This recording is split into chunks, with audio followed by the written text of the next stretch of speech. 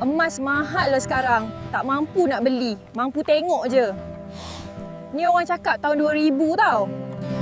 Sama je. 2004 pun orang cakap benda sama. Tak mampu, mahal. Padahal masa tu baru berapa ringgit. 2008 masuk, dialog still sama. Mahal le, tunggu turun dulu. Sampai ke sudah tak beli-beli. 2018 pun sama.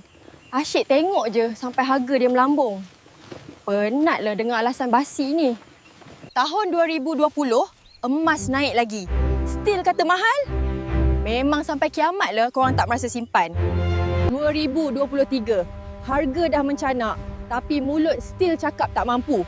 Masalahnya, korang tak mula pun. 2024, masih nak cakap mahal mampu tengok je. Berapa tahun nak repeat skrip ni? Dah. 2026 ni jom konsisten. I guide korang dalam public goal. Klik link, stop bagi alasan.